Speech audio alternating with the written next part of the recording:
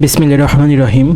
আজকের ভিডিওটিতে এইচএসসি 2023 সালের সকল বোর্ডের বা ঢাকা বোর্ডের 2023 সালের সিকিউ প্রশ্ন বা অর্থাৎ সৃজনশীল প্রশ্নগুলোর উত্তর দেওয়ার চেষ্টা করা হবে ইনশাল্লাহ।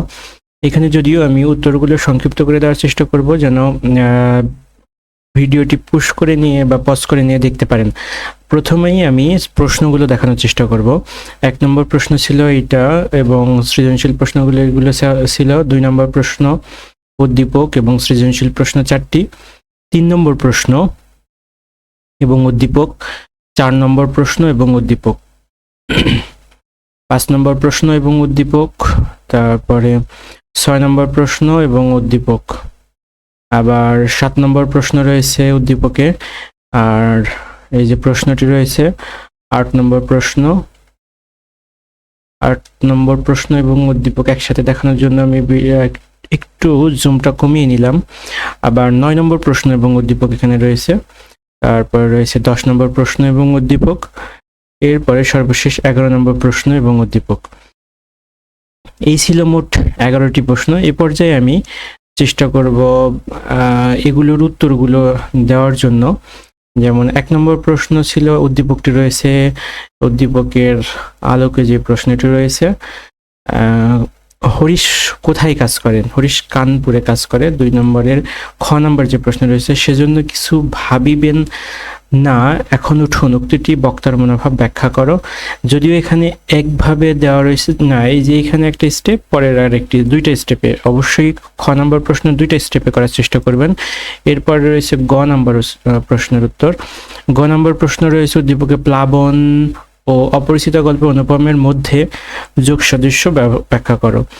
আর ঘ নম্বর যে প্রশ্নটি রয়েছে, উদ্দীপকটি অপরিচিত গল্পের মূল ভাবকে ধারণ করতে ব্যর্থ হয়েছে, বক্তব্যটির পক্ষে তোমার যুক্তি তুলে ধরো।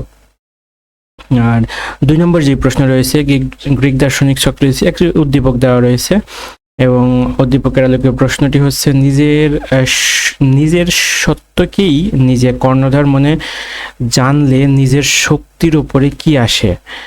নিজের সত্যকে নিজের কর্ণধার মনে করলে নিজের শক্তির ওপর বিশ্বাস আসে। তারপরে খ নম্বর যে প্রশ্ন, একেই বলে সবচেয়ে বড় দাসত্ব। উত্তর এখানে রয়েছে গ নম্বর যে প্রশ্ন রয়েছে, উদ্দীপকের সত্য আমার পথ প্রবন্ধে কিভাবে প্রতিফলিত হয়েছে ব্যাখ্যা করো। ঘ নম্বর যে প্রশ্নটি রয়েছে, উদ্দীপকে যে মূল ভাব তারই বিস্তৃতি পরিণতি আমার পথ পরিলক্ষিত মন্তব্যের সত্যতাও বিচার করো। এখানে উত্তরটি রয়েছে, উত্তরটি 4টা ধাপে দেওয়া রয়েছে, 1টা 2টা 3টা 4টা। ঘ নম্বর এইভাবে 4টি ধাপে দেওয়ার চেষ্টা করা উচিত। এই পর্যায়ে 3 নম্বর ঢাকা বোর্ড 2023 সালে 3 নম্বর প্রশ্ন, মানব কল্যাণ প্রবন্ধটি কত সালে রচিত হয়? 1972 খ্রিস্টাব্দে রচিত হয় আবুল ফজলের মানব কল্যাণ প্রবন্ধ। খ নম্বর যে প্রশ্ন, সত্যিকার মানব কল্যাণ মহৎ চিন্তা ভাবনারই ফসল, এ বাক্যে মর্মার্থ লিখো। এখানে মর্মার্থগুলো দেওয়া রয়েছে। গ নম্বর যে প্রশ্ন রয়েছে, উদ্দীপকের পদ্মরাগ সংগঠনটি কোভিডকালীন কার্যক্রম আমাদের কোন গতানুগতিক রীতির প্রতিফলন মানব কল্যাণ প্রবন্ধে অনুসারে ব্যাখ্যা করো। এখানে মানব কল্যাণ প্রবন্ধ অনুসারে ব্যাখ্যা সুন্দর করে দেখানো হয়েছে। খ নম্বর যে প্রশ্ন রয়েছে, পদ্মরাগ সংগঠনটি সদস্যদের নতুন উপলব্ধির মাঝে কি মানব কল্যাণ প্রবন্ধের মূল বক্তব্য নিহিত রয়েছে? তোমার উক্তির সাহায্যে ব্যাখ্যা করো। এখানে উক্তিটির সাহায্যে ব্যাখ্যা করা দেখানো হয়েছে। আর 4 নম্বর যে সৃজনশীল প্রশ্ন, রেইনকোট গল্পে আসমা হচ্ছে নুরুল হুদার স্ত্রী। আর খ নম্বর প্রশ্ন, ওই ঘরে আজকাল সহজে কেউ ঘেঁষে না, উক্তিটির ব্যাখ্যা এখানে রয়েছে।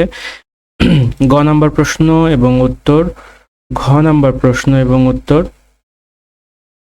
এ পর্যায়ে 5 নম্বর সৃজনশীল প্রশ্ন এবং সৃজনশীলের কয়ের উত্তর, রবীন্দ্রনাথ ঠাকুর কোন বিশ্ববিদ্যালয়ের প্রতিষ্ঠাতা?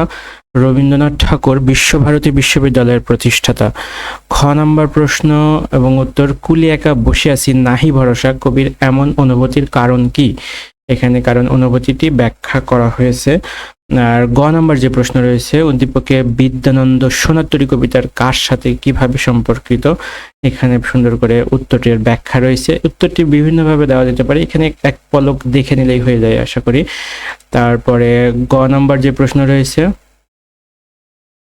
গ নাম্বার তার কর্মপথ পেয়েছে, তারই অবর্তমানে আমাদের মাঝে উদ্দীপকের এই উক্তিটির আলোকে সোনাতরী কবিতাটির মূল ভাব বিশ্লেষণ করো। এখানে মূল ভাব 1, 2, 3, 4টি ধাপে বিশ্লেষণ করা হয়েছে। এরপর যে 6 নম্বর সৃজনশীল প্রশ্ন এবং ক নম্বর উত্তর, ফুটেছে কি আমের মুকুল উক্তিটি কার? ফুটেছে কি আমের মুকুল উক্তিটি তাহারই পরে মনে এর লেখক সুফিয়া কামালের। খ নম্বর প্রশ্ন রয়েছে, যদিও এসেছে তবুও তুমি তারে করিলে বৃথায়, কিভাবে, এখানে ব্যাখ্যা করা হয়েছে। গ নাম্বার যে প্রশ্ন এবং উত্তর রয়েছে, এখানে উদ্দীপকের রতনের সাথে তাহারই পরে মনে কবির মিল কোথায়। ঘ নাম্বার প্রশ্ন এবং উত্তর রয়েছে, প্রিয়জনের বিয়োগ ব্যথা আমাদের আনন্দ আয়োজনের গতি ভিন্ন পথে ধাবিত করতে পারে, এখানে উক্তিটির ব্যাখ্যা রয়েছে। 7 নম্বর সৃজনশীল এবং সৃজনশীল প্রশ্নের কয়ের উত্তর, 18 বছর বয়স কবিতাটি কবির কোন কাব্যগ্রন্থ থেকে নেওয়া হয়েছে? ছাড়পত্র কাব্যগ্রন্থ থেকে নেওয়া হয়েছে। খ নম্বর প্রশ্ন এবং উত্তর, 18 বছর বয়স দুর্যোগে হাল ঠিক রাখতে পারে না কেন, ব্যাখ্যা রয়েছে এখানে। ঘ নাম্বার প্রশ্ন এবং উত্তর রয়েছে এখানে। ঘ নাম্বার প্রশ্ন এবং উত্তর রয়েছে এখানে।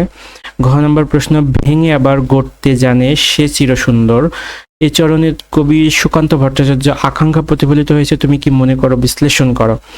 আচ্ছা, 8 নম্বর যে উদ্দীপক রয়েছে এবং উদ্দীপকের আলোকে ক নম্বর প্রশ্ন, মজিদ কোন ঋতুতে মহব্বত 8, 9, 10, 11, আচ্ছা 8 নম্বর হচ্ছে, মজিদ কোন ঋতুতে মহব্বতনগর গ্রামে প্রবেশ করলো? মজিদ বর্ষা ঋতুতে মহব্বতনগর গ্রামে প্রবেশ করলো। খ নম্বর প্রশ্ন এবং উত্তর এখানে রয়েছে।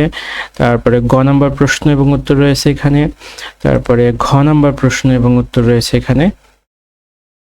9 নম্বর প্রশ্ন রয়েছে, লালসাল উপন্যাসে কাকে এক রতি মাইয়া বলা হয়েছে?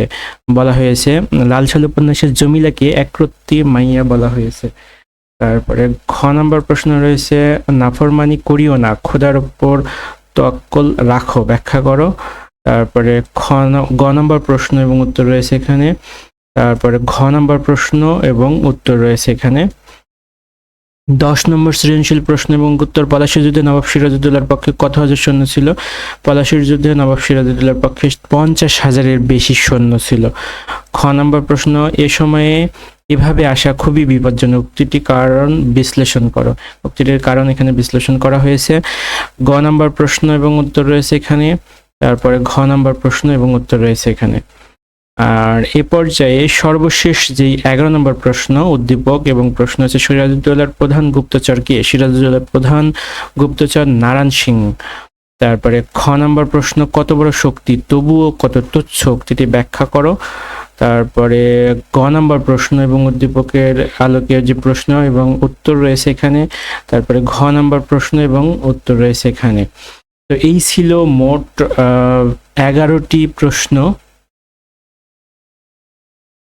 ঢাকা বোর্ড 2023 সালের 11টি প্রশ্ন এবং উত্তর। তো আমি প্রথমে প্রশ্নগুলো দেওয়ার চেষ্টা করেছি, এর পরবর্তীতে উত্তরগুলো দেওয়ার চেষ্টা করেছি।